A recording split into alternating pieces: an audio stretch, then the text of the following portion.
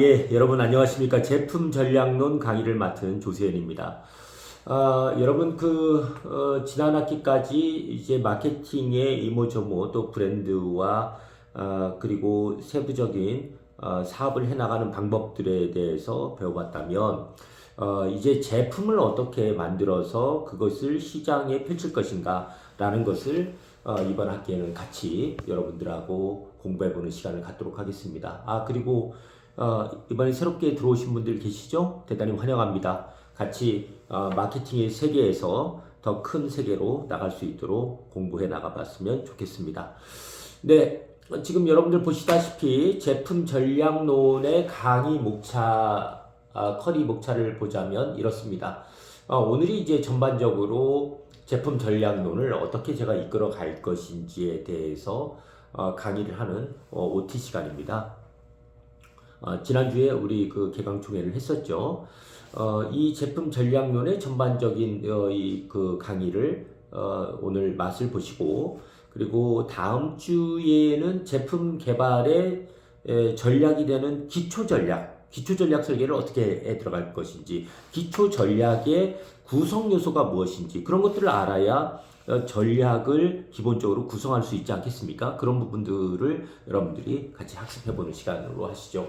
그리고 여러분, 제품 전략에서 가장 중요한 게 뭘까요? 바로 시장조사 전략입니다. 이 시장에서 기초 데이터가 잘못되면 전체적인 제품 설계도 안 되고, 그리고 나서 소비자의 접점에서 결국 판매가 이루어지지 않는다라는 것입니다. 그래서 시장조사 전략에 많은 노력을 매우 델리케이트하게 해 주어야 된다라는 것입니다. 시장조사를 한 다음에 해야 될 것은 이 어떤 아이디어로 컨셉을 만들 것인가. 그러니까 아이디어가 니꼴 제품이 아니고 아이디어가 컨셉으로 바뀌어서 이 개념 설계 뒤에도 나오겠지만, 그런 개념 설계가 세부적인 설계, 상세 설계로 바뀌어 나간다는 것이죠. 그게 제품을 만들어가는 프로세싱입니다.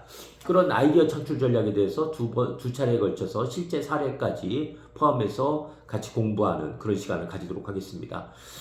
그래서 전체 이제 아이디어를 창출하는 과정 다음에 전체적인 세부 전략의 프로세싱에 대한 과정을 쭉 다 여러분들이 리뷰해 보면 그러면 이제 제품 전략에 대해서, 제품 개발에 대해서 여러분들이 다 아실 수 있으리라고 생각을 하고 있습니다. 그러면 그걸 가지고 지금까지 우리가 배웠던 6차에 걸쳐서 배웠던 것이 실제 제품 사례는 어떤 것인가, 성공 사례, 실패 사례, 이런 것들을 보시면 여러분들이 실제로 도움이 많이 되시겠죠. 그래서 석사 과정은 학부와는 다릅니다. 실제로 뭐가 다르냐? 실제로 해보는 것입니다. 실제로 해봐서 그런 것들이 성공할 수 있는 토대를 갖출 수 있도록 강의하는 것이 석사 과정의 강의입니다. 그러면 이 7차까지 강의한 사례를 가지고 여러분들은 계속 지속적으로 OT 때부터 어떤 제품을 시장에서 조사해서 어떻게 개발해 나갈 것인가, 어떤 아이디어를 통해서 개발해 나갈 것인가, 이것을 지속적으로 첫 시간부터 생각을 하셔야 됩니다. 그리고 나서 8주 차에 여러분들이 생각을 하셨던 것을 제출해야 되죠. 그래야 그것을 제가 한번 봐드릴 수가 있습니다. 자, 그것을 이제 봐드리면서 그 다음 주 9주 차에는 실제로 시장에서 성공하셨던 분들, 기업체의 사장님을 한번 모셔볼 생각입니다. 두 번을 일단 넣는데요.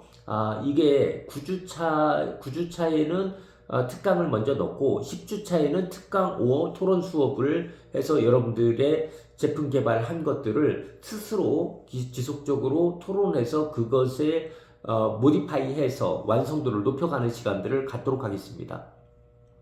그리고 마지막으로는 3주차에 걸쳐서 전체를 이제 발표하고 그 발표에 대해서 평가하는 시간들을 가지도록 하겠습니다. 여기에서 느끼시듯이 개인 발표 아니고요. 3팀 정도로 구성을 하려고 합니다. 그래서 3팀이 한 주차씩 발표를 하시고, 그리고 나서 15주차에 여러분들이 최종 과제를 제출하고 그날 기말고사로 대체하는 것으로 이렇게 우리 커리는 구성되어 있습니다. 자, 그럼 1강의 제품 개발 전략의 기초를 이제 우리가 다음 주에 배워볼 텐데요. 제품 개발 전략에서 필요한 것들이겠죠. 무엇을 기초로 해서 그 제품 개발을 하느냐. 그러면 두 번째로 어떤 유형들의 제품 개발 사례들이 있느냐. 그리고 최근에 제품 개발 방식의 추세는 어떠하냐. 이 세 가지는 제품 개발 전략에서 매우 중요하다라고 말할 수가 있겠습니다. 그래서 기업은 여러분 어떻습니까? 그 캐피탈이 한정되어 있죠. 캐피탈이라는 것은 휴먼 리소스도 캐피탈이고요. 말 그대로 자본 캐피탈이 있을 수 있고요. 그리고 타임, 시간도 캐피탈이다라고 말할 수가 있겠죠. 그래서 기업들은 두 번 비용을 들이거나 헛된 비용을 들이거나 헛된 시간을 들이거나 이런 것들을 매우 싫어하는 존재가 바로 기업입니다. 그래서 기업은 가장 민감한 조직이 바로 기업 조직이다. 여러분들이 생각을 그렇게 하시면 되겠습니다. 그렇기에 좀 더 전략적으로, 전략이 왜 중요하겠습니까? 그 한정된 자원을 가지고 써야 되기 때문에 전략적 접근이 매우 필요하다, 타당하다라는 것입니다. 만약 기업에서 제대로 된 전략을 갖추지 않은 채 제품 개발에 임한다면 어떻게 해야 되겠습니까? 그 기업의 가장 중심이 헛된 대로 지금 가버리는 거죠. 허비할 수 있다는 거죠. 허비하는 동안에 경쟁자들이 늘 시장에 존재합니다. 그 경쟁자들이 효율성을 갖춘다고 한다면 격차는 더욱더 커지게 되는 것이죠. 그래서 처음부터 성공해야 된다. 여러분들 인생도 처음부터 성공해야 합니다. 우리 단국대학교 경영대학원에 오신 것이 지금 여러분들이 성공을 하실 수 있는 가장 높은 디딤돌을 잘 놓았다라고 저는 생각을 합니다. 그래서 시장에서 신제품 실패율을 감소시키기 위해서는 제품에 대한, 제품 개발 전략에 대한 세밀한 전략을 세우는 것이 필수입니다. 이것은 제품만 그럴까요? 그렇지 않습니다. 서비스 개발 전략들도 매우 민감해야 됩니다. 그래서 전략을 먼저 제대로 세우고 나서 제품을 개발하라는 것입니다. 순서 다시 한번요. 무엇이 개발이 먼저요? 아니, 고객의 니즈를 파악하고 전략을 먼저 세우자. 그리고 나서 제품을 개발하는 것이다. 라는 거죠. 기업의 상황에 따라서 다양한 제품 전략이 있을 수 있죠. 근데 신제품 전략은 기업의 상황에 따라서 반응적 전략과 능동적 전략으로 구분할 수가 있습니다. 반응적 전략이라는 것은 기업을 둘러싼 환경 변화에 대응하기 위한 그런 수단입니다. 그러니까 좀 느껴지는 것은 좀 네거티브한 전략인 거죠. 그래서 반응적 전략의 세부적인 내용들을 살펴보자면 첫 번째 방어적 전략입니다. 이 경쟁 기업이 신제품을 먼저 출시하면 그 출시에 대응하기 위한 전략이 바로 방어적 전략이고, 반응적 전략이 지금 세부를 말씀드리고 있는 겁니다. 두 번째는 모방 전략입니다. 경쟁 기업이 신제품을 시해서 장악하기 전에, 시장 장악 전에 이것을 모방한 제품들을 출시하는 것.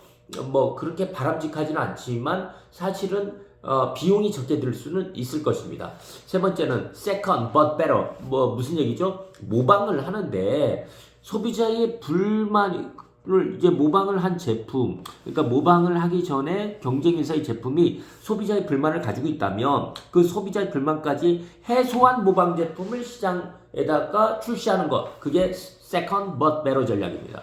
다음에 응답적 전략이라고 드릴 수 있는데요. 이거는 소비자가 직접적인 요구, 시장에 요구할 때 그 말을 잘 받아들여서 제품을 개발하는 전략인데, 좀 네거티브한 전략이 이 반응적 전략입니다. 그럼 능동적 전략은 이게 포지티브한 거죠. 시장에서 기회 포착을 해 들어가야 됩니다. 기업은 이 능력이 앞서야 됩니다. 이 기회 포착을 잘 해나가고 경쟁 기업의 움직임에 선제적으로 진행하는 전략이 바로 능동적 전략입니다. 그러려면 기업은 늘 매출에서 빠지지 말아, 매출을 올리고 기업이 영업이익이 나면 빠지지 말아야 되는 것이 바로 R&D 비용입니다. R&D 연구개발 비용을 지속적으로 투자해서 얻은 연구 결과를 통해서 시장에 출시해서 성공하는 것, 그런 것이 능동적 전략의 맨 첫 번째라고 말씀드릴 수가 있겠습니다. 두 번째는 우리처럼 마케팅에 앞서 있는 사람들, 마케팅에 앞서 있는 사람들은 어떤 사람들입니까? 소비자의 필요, 욕구, 욕망을 잘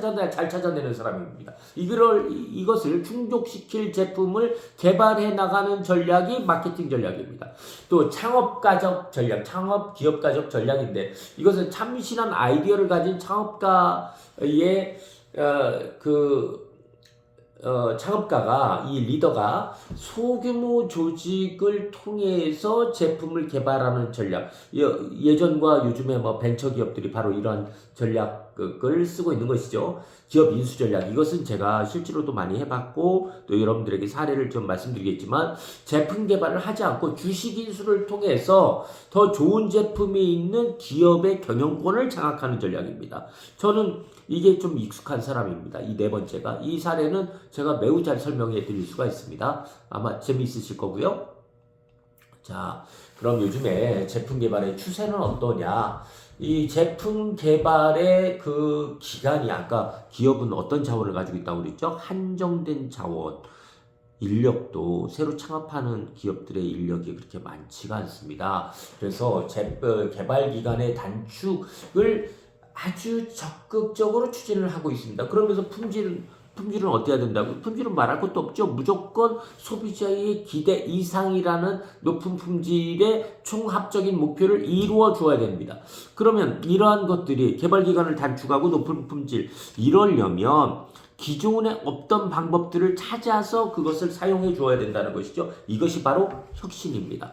이런 글로벌화로, 요즘에 이런 글로벌 경제에서 우리 기업들은 더욱더 경쟁이 심화되죠. 무한 경쟁 시대다라는 겁니다. 그렇기 때문에 이 혁신성을 더욱더 개발하고 혁신성을 체득하지 않으면 기업은 더 살아나갈 수가 없죠. 과거와 같은 어떤 느린 개발, 보수적 설계, 이런 거는 이제 시장에서는 더 이상 펼칠 수가 없습니다. 빠른 자만이 살아남는, 고객 니즈를 정확하게 파악하는 자만이 살아남는다라는 겁니다. 이제 4차 혁명 시대가 벌써 지금 무르익고 있죠. 지금 이런 때에 총체적인 제품 개발 전략이 앞서 있어야 지금 팀워크가 제대로 형성이 되어야 된다는 겁니다. 그래야 혁신적인 제품 개발이 가능해진다라는 겁니다. 제품 개발 추세의 변화의 카테고리를 좀 살펴보면 지금 뭐 여러분 표 보시다시피 제품 복합화 추세는 2000년대를 넘어서서 지속적으로 우상향이 아주 곡선이 가파라지고 있죠. 그러니까 컴플렉시티 하지 않으면 시장에서 원하는 제품이 아니다라는 것이고 살아남을 수가 없다라는 겁니다. 제품의 다양화 추세도 역시 그렇습니다. 왜 다양화 추세가 점점 더 우상향되면서 강해질까요?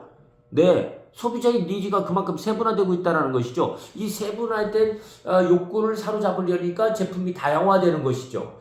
예, 아까 말씀드렸듯이 기업의 한정된 자원 때문에 개발 리드 타임, LT라고 하죠. LT는 어떻게 돼? 80년도와 2000년도를 보십시오. 매우 리드 타임이 짧아지고 있죠. 네, 경쟁자가 없고 그 소비자가 우리 제품만 쓴다라고 한다면 리드 타임이 저렇게 단축될 이유는 없을 겁니다. 근데 경쟁이 너무나 심화가 돼서 제품 개발 시장에서 살아남기 어려운 것이거든요. 더불어서 제품의 라이프 스타일 통한 라이프 스타일이 매우 단축이 됐죠. 내가 내고 나면 올해 지금 냈는데 몇 달 뒤에 또 새로운 기능을 장착한 제품이 또 나올 수 있다는 겁니다. 그래서 미래의 기술까지 포함한 포지티브한 전략들을 써주어야 내 경쟁자들의 과에 미래 경쟁에서 밀리지 않는다라고 보는 거죠. 그러려니까 융복합을 강조하는 이유가 바로 그런 겁니다. 우리처럼 석사를 하시는 분들이 융복합에 대해서 이해를 못하면 그러면 스마트한 제품을 탄생시킬 수가 없겠죠. 제품의 수명 라이프 스타일이 점점 짧아진다라고 하고 리드 타임이 단축된다라고 하는데 그런 것들이 융복합된 사고를 다 해야 가능한 것이고 거기에다가 환경 규제 얼마나 강화하고 있습니까? 탄소 중립해야 되죠. 친환경 제품의 요구 또 여러분들 강의 시간에 보여드리겠지만 RE100 리뉴어블 에너지를 쓰지 않으면 수출이 더 이상 되지 않습니다. 우리 중소기업인데 우리하고 무슨 상관이 있습니까? 대기업들의 협력업체들도 유럽 같은 데에서는 아리백 준수 사항을 체크하기 때문에 그 협력업체의 관계가 끊어질 수가 있는 것이죠. 이런 것들에 대해서 오너가 그 창업자가 발빠르게 대처하지 않으면 기업은 위험에 빠지는 것이죠.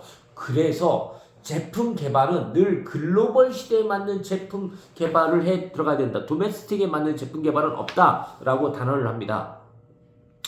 자, 두 번째, 시장조사 매우 중요하다고 말씀드렸죠. 시장조사할 때 뭐가 제일 중요하겠어요? 소비자의 가치, 소비자가 뭘 바라고 있는지, 또 소비자의 불만, 이런 것들을 바라봐 줘야 되는 겁니다. 그리고 경쟁 구조를 파악을 해야 되죠. 이 경쟁 구조를 파악을 해야, 우리의 포지셔닝이 나오는 거죠. 포지셔닝은 우리는 어떤 가치의 제품들을 개발할 것인가. 그게 포지셔닝입니다. 그 시장 세분화, 제일 대표적인 게, STP, 전략인 거죠. 그런 것들, 또 그 매트릭스 전략, 이런 것들을 여러분들이 또 이 강의에서 같이 하도록 하겠습니다. 사업이라는 게 늘 사업이 뭐냐라고 저한테 물으신다면 늘 기회를 발견하는 것의 연속이다 라고 말씀드릴 수가 있겠습니다. 그래서 제품을 출시하기 위해서는 이런 기회 발견을 잘해야 되는데 가장 잘할 수 있는 사람이 바로 창업가입니다. 그래서 창업가들은 안에 가만히 앉아 있어서는 안 됩니다. 연구 개발만 하는 창업가는 바람직하지 못합니다. 그러면 연구소장을 해야죠. 창업가는 무조건 시장을 집중해서 돌아다녀야 됩니다. 그러면서 물론 이제 내가 가진 시간이라든지 자원도 한정적이기 때문에 시장 조사를 할 때는 전략적 시장 조사가 매우 필수의 요건이다라는 말씀입니다. 그래서 소비자의 마음에 드는 제품을 출시하려면 우선 시장을 소비자의 시각에서 정의를 하고 이에 따른 제품 기회를 포착해서 창의적인 아이디어를 체계적으로 창출할 수 있어야 한다는 것입니다. 이 소비자 이해가 안 되면 욕구 파악이 안 되죠. 욕구 파악이 안 되면 타 업체와의 경쟁 구조를 이해를 할 수가 없을 것이고 내가 어떤 위치에 서 있어야 되는지가 전혀 안 되기 때문에 시장 조사는 매우 중요하다. 좀 아까 말씀드렸듯이 경쟁 구조를 파악을 할 때 우리나라의 도메스틱의 경쟁 구조만 파악하는 것이 중요하지 않다라고 말씀드렸습니다. 글로벌 시장에서 통할 수 있는 그런 그 브랜드를 탄생시키기 위해서 노력을 해 나가야 되겠죠. 그 경쟁이 갈수록 치열해지고 있다. 그러면 이 성공 요소를 높이기 위해서는 현 시장의 상황, 경쟁의 상황을 매우 잘 파악을 해야 되죠. 그 이해력이 저는 기업 경영의 99%다라고 생각을 하는 것입니다. 그 파악을 세분화할수록 기회의 틈을 찾을 수 있게 되죠. 그래서 진출하는 시장의 경쟁 구조를 명확하게 파악하는 것, 이게 제품 개발에 있어서 가장 중요한 기초 자료가 된다, 전제 조건이 된다라는 겁니다.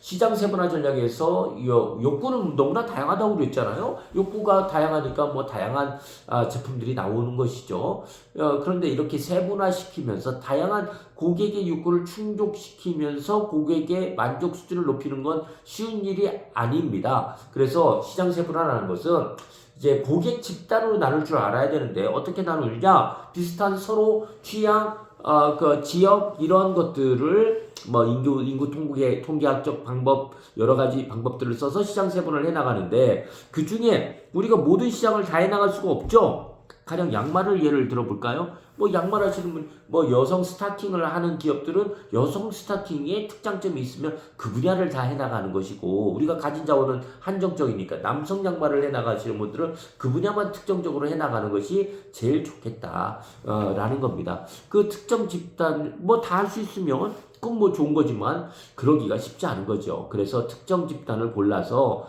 마케팅 자원, 노력을 집중해 나가야 된다. 그래야 이 한정적 자원들이 효율적으로 집행이 된다는 겁니다.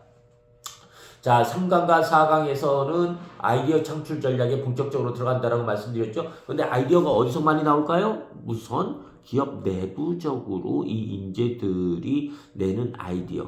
이 인재들은 어디서 파악을 하겠습니까? 바로 시장에서 아이디어를 떠올리고 창출할 수 있다. 그리고 외부적 원천, 외부적 원천은 이제 고객들과의 커뮤니케이션을 통해서 아이디어가 창출이 되겠죠. 또 린 캔버스 아이디어 도출 이론, 디자인 싱킹, 뭐 스탠퍼드 대의 디자인 싱킹, 또 트리즈 이론 이런 것들이 아이디어 창출 전략의 기본 개념입니다. 그래서 기업에서 아이디어라는 것은 무슨 얘기인가요? 관념적으로 떠다닌다는 얘기예요. 떠다니는 거. 그러면 이 떠다니는 것을 바로 언어적으로 또 디자인적으로 이것을 그려낼 줄 아는 것도 실력이겠죠. 그럼 기업의 내부적 원천은 무엇입니까? 기업에서 그동안 기술 혁신하고 연구개발, 그 다음에 마케팅 부서, 생산팀, 현장 직원의 이제 고객들과의 대화를 주고받은 피드백 이런 것들을 가지고 아이디어를 낸다. 두 번째는 기업 외부적 원천인데요. 시장 조사와 소비자의 요구, 또 경쟁 회사의 제품, 새로운 특허 기술 발명가 이런 사람들이 사실은 외부에서 기업을 돕고 기업과 협력을 할 때 기업에서는 아이디어를 남들보다 차별해서 잘 얻을 수가 있다라는 겁니다. 예, 그 다음에 아까 린 캔버스 전략 말씀드렸죠. 린 캔버스 전략이라는 것은 이제 그려보는 겁니다. 뭐를 그동안 고객들이 어떤 불만을 가졌는지를 그려보는 겁니다. 그 문제점을 찾아서 그 해결 방안으로 새로운 가치 모델을 창출하기 위해서 기존 사업의 문제점을 찾아서 다시 구체적으로 그려보는 거죠. 예, 디자인 싱킹 스탠퍼드에서 먼저 시작을 했던 건데 저는 디자인 싱킹 방법에서 디자인 싱킹은 여러분들하고 좀 세밀하게 다뤄보려고 하는데 디자인 싱킹에서 가장 좋은 것은 바로 그런 겁니다. 소비자의 진짜 마음이 뭐냐? 인사이트를 발견해 나가는 것을 디자인 싱킹에서 가장 중요하게 생각을 합니다. 그러면서 실제의 제품을 개발하는 프로토타입 중간에 프로토타입을 개발해서 이 프로토타입이 중간에 그 고객 반응을 봐서 이것이 워킹하는 모델이냐 아니면 워킹하지 않으면 프로토타입 2를 개발해서 그것을 시장에 출시하는데 그러한 그 행동 방식의 아이디어 창출 전략도 상당히 좋다라고 생각을 합니다. 트리지 전략은 현실의 문제점이 있는 것을 해결책으로 제시를 하는 것이 객관화된 자료, 특허 자료 이런 것들을 분석해서 아이디어를 창출하면 그러면 좀 더 구체적인 아이디어가 되지 않겠느냐라는 이론이 트리즈 이론입니다. 네 번째는 하이브리드 브레인스토밍입니다. 하이브리드는 무슨 얘기인가요? 예, 양수겹정한다는 얘기죠. 전통적인 브레인스토밍은 자신의 경험, 지식 이것이 브레인스토밍이 원천이 되었습니다. 이걸 좀 보완해 보자라는 거죠. 집단 내에서 서로의 경험과 지식을 공유하는 과정을 거치는 이게 집단적 싱킹이죠. 그러면서 브레인스토밍을 하는 겁니다. 이렇게 하면 아이디어의 범주가 넓혀지죠. 또 훌륭한 이제 발상이 전환되는 계기, 제너레이팅 포인트가 마련된다는 겁니다. CTQ라는 것은 여러분들 머릿속에 꼭 넣어주시기 바랍니다. Critical to Quality. 크리티컬 무슨 얘기에 가장 중요하다, 가장 민감하다고 생각하는 핵심 품질의 특성이 뭐냐? 이게 CTQ에서 바라는 것입니다. 특성, 기능 이러한 것들을 품질 전개 방식을 통해서 아이디어를 창출하는 것이 CTQ 분석입니다. 이게 고객 요구 분석이라고도 얘기를 합니다. 자, 5강에서는 제품 설계 전략에 들어가는데요. 여러분, 제품 개발을 어떻게 해나가죠? 6단계로 말씀을 드리겠습니다. 첫 번째, 기획을 해 들어가죠. 그게 제일 중요하다고 그랬죠. 이게 전략적 기획입니다. 두 번째, 개념의 컨셉슈얼 설계를 해야 되는 거죠. 개념화해야 되는 거죠. 그 다음에 검증, 이게 맞는지 안 맞는지 고객들한테 물어봐야 됩니다. 그게 검증입니다. 그리고 나서 사업성 판단을 하는 겁니다. 사업성 판단은 재무적 판단, 시장성 판단, 그러니까 경제적 판단, 그리고 시장성 판단 이런 것들이 사업성 판단이다라고 하는 거죠. 가령 짜장면은 누구나 다 잘 먹습니다. 그런데 내가 이것을 내 고객들을 유치한다고 남들 8,000원씩 파는 거 나 1,000원, 2,000원에 팔겠다. 그러면은 시장이야 얼마나 많이 확보가 되겠습니까? 그런데 팔면 팔수록 손해가 되죠. 경제적 타당성을 조사를 안 해봤기 때문에 그렇습니다. 그리고 나서 시제품, 아까 말씀드렸듯이 이런 사업성 판단에서 통과가 되었을 때 프로토타입을 제작을 하고 그것에 대해서 수정 보완하는 것입니다. 이거에 대한 설계 과정도 역시 마찬가지죠.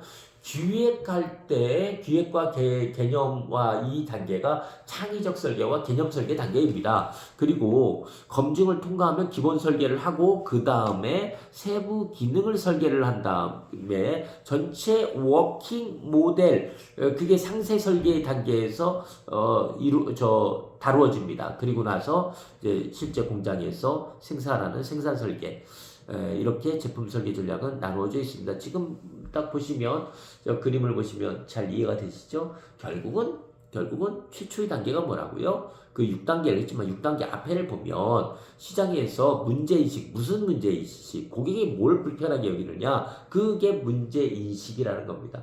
그러려면 문제인식을 하려면 뭘 해야 되는 거죠? 공감 능력이 제대로 있어야 문제가 인식되죠. 나의 관점에서 보는데 무슨 문제가 인식이 되겠습니까? 남의 관점에서 봐야 인식이 되는 것이죠. 그래야 제품 기획을 제대로 할 수가 있고 개념화가 된다는 것은 유형화된다는 겁니다. 그래서 다른 사람들이 이런 거구나 라고 느낄 수 있도록 하는 것이 제품 개념에서 얘기입니다. 그 다음에 나는 지금 고객의 문제도 잘 받고 불만도 잘 받고 그래서 제품 계획과 제품을 개념화했는데 이러면 유형성이 확보가 된다는 거죠. 그리고 나서 이걸 바로 생산해 버리면 되겠는데 실제로 오류가 있을 수 있죠. 네, 시장에서 아무리 잘 봤어도 시장에서 잘못된 검증을 할 수가 있기 때문에 이 개념화한 단계에서 제품을 검증을 해봐야 되는 겁니다. 그래서 분석을 다시 해보고 평가할 때 내부적으로만 하면 안 되죠. 왜요? 고객들이 보아야 이 제품이 제대로 된 건지 아닌지를 알 수가 있기 때문에 그렇습니다. 그래야 그 제품 검증 단계를 통과를 해야 드디어 사업성 면에서 이 제품이 가치가 있다, 없다 이렇게 나눠지겠죠. 그리고 나서 이 사업성 판단을 지나야 드디어 시제품 프로토타입을 만들어가기 시작을 합니다. 만들고 평가하고 검증하는 건 당연한 거죠. 그리고 2차, 2차례, 3차례에 걸쳐서 해야 된다고 그랬죠. 수정 보완하는 단계들 그때 문제를 해결해 나가는 겁니다. 그래서 이 제품 개발은 비즈니스 모델을 발굴을 하면서 소비자의 불편을 일으키는 문제를 우리가 해결한다. 그런 마음이 강해야 제품 개발이 잘 된다라는 겁니다. 제품의 설계 과정도 보면 의장 설계, 자유 스케치하는 게 의장 설계라는 거예요. 개념 설계, 아까 이미지, 기능을 묘사해서 어떻게 한다고요? 유용성을 확보하는 것이 개념 설계다. 기본 설계는 이 형태도 한번 만들어보고 크기도 만들어보고 이걸 구체적으로 도면화시키는 단계가 바로 기본 설계입니다. 네 번째는 기능 설계입니다. 기능의 실현과 성능 향상을 위해서 무형의 이미지를 유형의 형태로 만드는 것이 바로 기능 설계입니다. 상세 설계가 뭘까요? 각각 파트들을 다 결정을 하는 겁니다. 각 부품별로 치수들을 결정하는 단계가 바로 그러니까 치수 개념이 들어가는 것이 상세 설계다. 그리고 생산 설계는 뭘까요? 공장에서 생산을 하려고 할 때 이게 원가를 절감할 수 있는 방법 그런 것들이 있으면 생산 설계에 반응을 하는 거죠. 또 생산성 향상, 생산성 단위 시간 동안에 더 많이 생산이 되는 것은 우리의 비용을 줄일 수가 있는 거 아닙니까? 그런 것들이 생산 설계에서는 수정이 되어야 된다라는 것입니다. 자, 6강의 이제 제품 전략 사례는 이제 여러분 이번에 동영상 하나 놓았는데요. 기획에서 제작까지 이제 가전기업 어떤 과정을 거치는지 여러분들이 이번에 영상으로 하나 보시기 바랍니다. 자, OT는 지금 오늘 이 시간이 OT고요. 예, 강의는 이제 총 6회를 하고 또 특강을 1회 내지 2회. 예, 1회 내지 2회 이렇게 하고 특강이 한 번이면 토론 수업이 2번이 되고 특강이 2번이면 토론 수업은 한 번이 됩니다. 그 다음에 여러분들이 최종 결과물을 각 팀이 발표하는 시간을 한 번, 두 번, 세 번, 세 팀이니까 그렇게 가지도록 하겠습니다. 중간고사는 과제를 제출하는 것으로 그렇게 간주하도록 하겠습니다. 기말고사도 역시 최종적으로 과제를 제출하는 그 시간을 우리가 기말고사로 삼도록 하겠습니다. 예, 뭐 다른 거 여러분들 혹시 뭐 좀 궁금한 거라든지 그런 것들 있으시면 우리가 카톡방이 좀 마련이 됐잖아요. 이 카톡방 안에서 언제든지 말씀을 해주시기 바랍니다. 또 자주 제가 제품 개발 전략에 성공한 사례들, 그런 사례들은 중간중간에 강의가 없는 시간이라도 우리 카톡방에 올려드려서 여러분들께서 큰 도움을 받으실 수 있도록 그렇게 강의를 도와드리도록 하겠습니다. 네, 오늘 여러분 대단히 반가웠습니다. 좋은 주말 보내시고요. 다음 주에 또 우리 강의실에서 뵙도록 하겠습니다. 빠이.